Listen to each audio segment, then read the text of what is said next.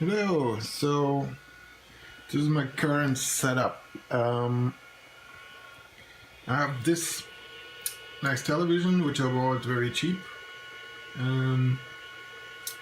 This is actually pretty nice because it really adds a lot of possibilities to connect stuff there. It's just an old television screen, but I have the Commodore 64 connected. With an adapter to the composite video.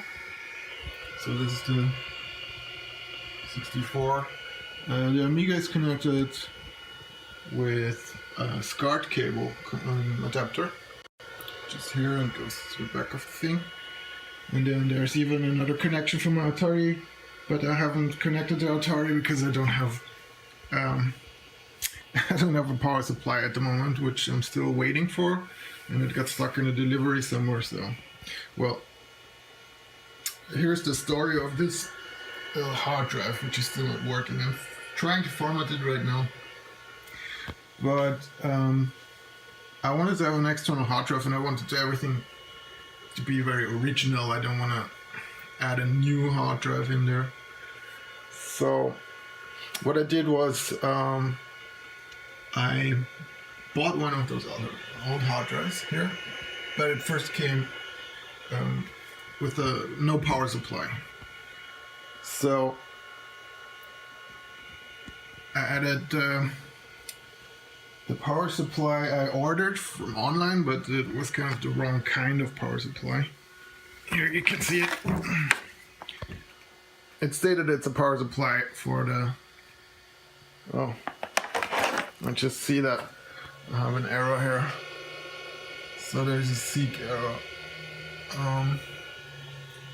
Pretty much means that the drive will not work, but well, the wrong power supply I first connected and did work. It was advertised as a power supply for the Amiga A590 hard drive, but it's actually not. I think it's actually an Amiga CD TV power supply, or whatever. So I searched eBay again, and I bought a second hard drive, which is in my original Amiga box now. It was basically an empty shell, but it had the power supply, so I got the power supply, which is down here now, beside the Amiga power supply. And then it started up. It made horrible noises when I started it up first, so I thought it was a pretty bad condition. So I completely opened it up, removed all the dust, and put it back together, and it was a bit better from the sound, but it still didn't recognize the drive, so I didn't know what was going on. Did some research on the internet and figured out that you can add some oil into the motor of the drive, because it has a motor in there. So I did that, and after that it actually spun up, and now I'm at a point where it really works, but the drive is probably not working. Like you can see, I'm trying to prepare the disk here for being a proper hard drive. It's low level formatting it, and when it's verifying the blocks, it got much further than it was before, but you know, it's breaking here. Sends returned, then there is a hexadecimal address, and then it's a seek error. So I did a little bit of research on that, but there's not much you can find. Basically what everybody says is that the drive is broken, but you know, I came so far, and it always keeps getting a little bit better. So right now what I did was, let me just end this and CLI. So this setup disk here, which is now in the drive, I got from the internet, and the way I got it on the Amiga, like on this disk, is down here I have an XP PC. I don't know if you can see that, and the XP is connected via null modem cable on the back directly to the Amiga. And there's a program called Amiga Explorer, which I installed on the XP, which is also connected there where the RGB port on this little television, which is fantastic. And it self copies it once you have all the right settings. It copies itself over to the RAM disk, and from the RAM disk you can basically put it on a drive, on a diskette, on a floppy disk. Sorry. Yeah, and that's how I copied it over. And so once you have that installed, when you put in the floppy, you can move files from the Amiga via no modem cable.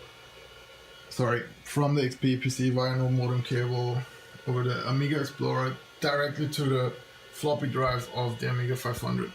So that's how I got the drivers, the setup program for the A590 on the Amiga. And from there you have all these tools. I mean, there's different ways to do this. What I had to figure out was what the hell to do in this program. In the beginning it wouldn't even start up. Now it's starting up, it's checking, and it's really opening the program. So I really got on a little bit. I have tried to partition this drive a few times. Again, low-level formatted again, even though on the internet it says that might actually ruin the drive. So, but it's not working anyway, so I have nothing to lose at this point. I even opened up the drive and checked if it was dirty or something. I couldn't see anything. It looked pristine, clean. It was a bit hard to take apart to actually see the what's it called, the disk inside the drive. And yeah, there's a few specks of dust have been in there, and I removed those, but otherwise it was pristine. It was perfect. There's nothing to see there. So now I figured out, okay, I'll do some research, and I found this page, which is actually the drive that is in there. I don't know if you can see that. It's a Western Digital 93028 AD. I also tried to figure out if there is a replacement drives I could get, but I only found one and was stupidly expensive. I'm not gonna pay that kind of money at that point. So at the moment it's formatting the drive again, and low-level formatting the drive, and I'm trying to figure out what to do next. I mean, it's probably broken. I probably won't be able to fix it, but there's a few things I can already try. The first thing that is weird is after formatting it, and in the help there, when you click on the help, I can show you later when it's done formatting, it would say that after formatting it, you should verify the data on the drive. And so far, before I did that, before I changed those settings, it would just bring a seek error. And then, I don't know what a seek error exactly means, but it's probably means there's something wrong. So then I found those settings, and in here, if you go to change drive tab, you can define your own drive tab, and you can enter those infos here. So that's what I did, and let's see, maybe we can verify the data after it's done formatting. At this point, I'm willing to try anything. But the drive itself, it starts up very smoothly now. So it's gonna smooth start. Even the loudest part in there. The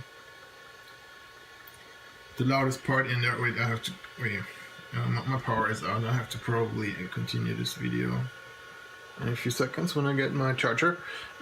Anyway, so it's running very smoothly, and that's a good thing. Okay, it's done. And if I click on verify data now, it says this will be taking a very long time. And now it does something. Yeah, it's verifying blocks. That's good. It's verifying blocks. Now, And again, we have a seek error. So you can see my struggle. I mean, it's probably broken. I won't be able to fix this. So the other idea is to replace this with an SCSE drive. And in the worst case scenario, I have to put an SD card or something in there. But I really don't like that. I like it to have as original as possible.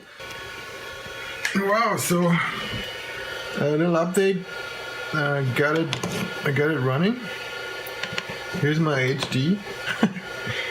So I mean, it's not 100%, but it's working. I can show you what I did. Let's wait until this is loaded. So let's open the HD Toolbox program. So when I tried to format it, it would always stop at a certain point, and actually two certain points, which I found out. So there's two broken parts of the hard drive. So what I did was, you can click here on partition drive, and right now I only have 4 megabytes of the 20 on there usable, because what I did is, in the advanced options, I'm starting the partition at 75, cylinder 75. It always stopped at 65, and 75 was the secure way to go, because now 56, it was 56, but I tried 60 and it also wouldn't work, so there's a bigger part that's not working. So I took 75 and 250. Why 250? Because I think it crashed at 260 or something, but I can't remember exactly where it was. So I formatted this here, only the 4 megabyte, and that's it. So then I initialize the disk by basically clicking on a disk, right click, disk initialize, and that did the trick. So I have now a 4 megabyte hard drive on my Amiga. It's not a lot, but it's working. That's pretty cool after working so many hours. I'm really happy about that. Right. Alright, so I initialized the drive. Right now it's called empty, which is not good, so let's rename that. And the mouse is not the best because I don't have a proper mouse mat and it's slipping. Rename, we call it workbench. So workbench.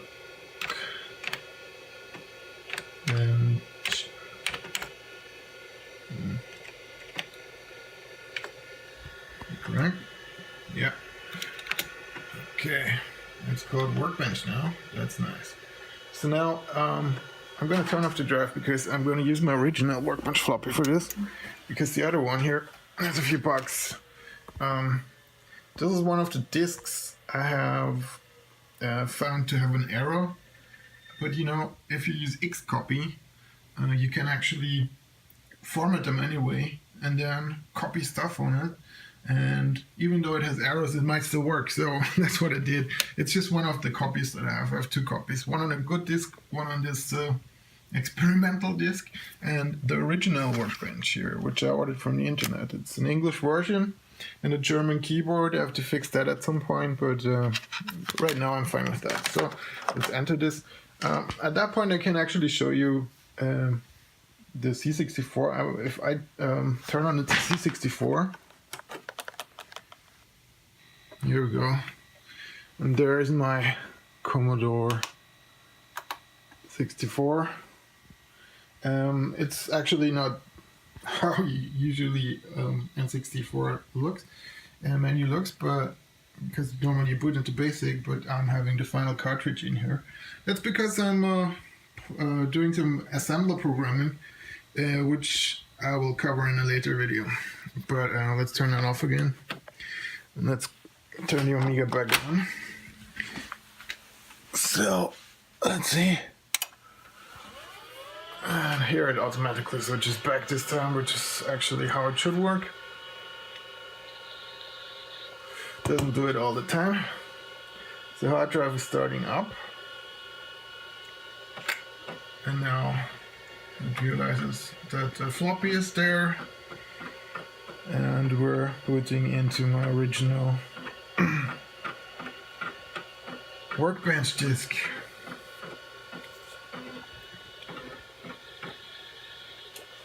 It's a 1.3 because I like 1.3. I know it would be much easier if I would update, but I'm trying to keep it on 1.3. I just like it better. It's just you know, I grew up with 1.3, and that's the way it's gonna be. Now this takes a while. You have to get used to this kind of stuff, you know. Relax a little bit, lean back, and wait for it to do its thing. So we're waiting. Okay, now we put it into Workbench. So what we have to do is to open a shell.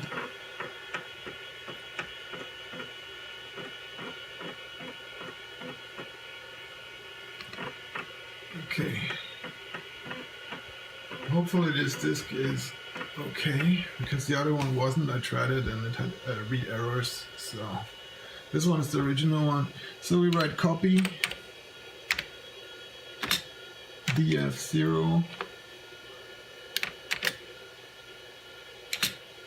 dh0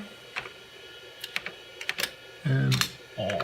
We want to copy all over so it can boot from the hard drive. Let's see, it's copying now, so it will take a while again. And here's the second one that we'll also have to copy. That's the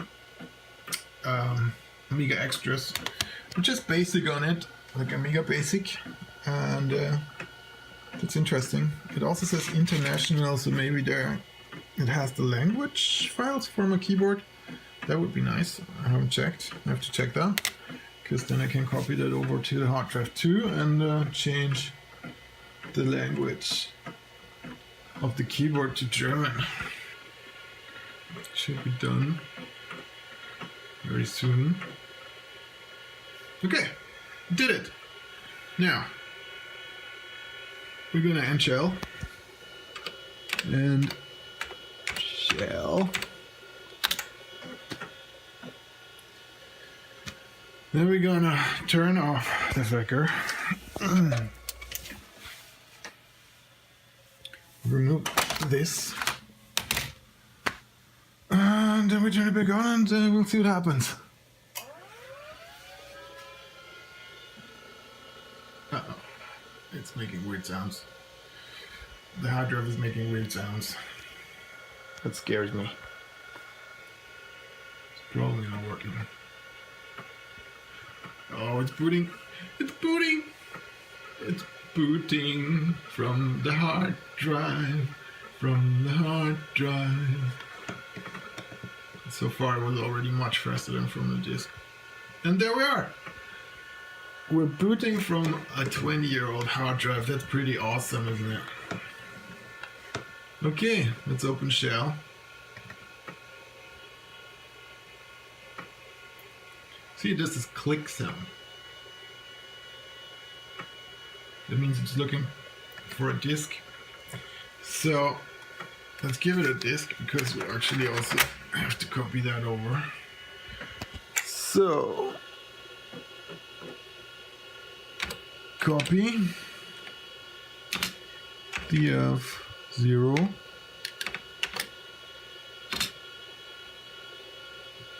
dh0 all, and we're copying again. Ah, that's wonderful.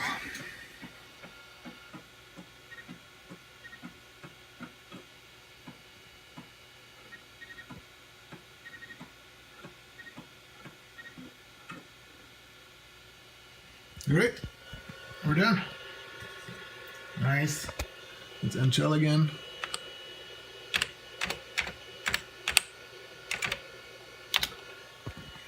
Okay, we're done. Let's close this. Let's open Workbench.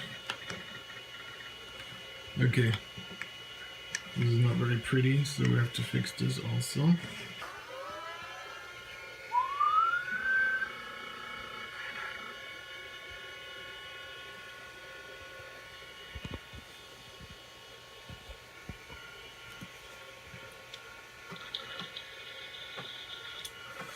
There we go.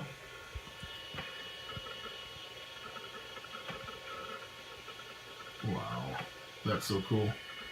I haven't heard that sound in years. That's pretty awesome. Now, here we go. Workbench. Let's have a snapshot of everything. That's good. Let's open Basic and do something stupid. Alright. Okay. Print. Oops. Yeah. Print.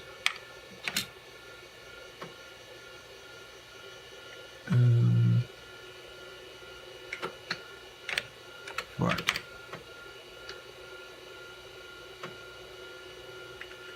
Oops.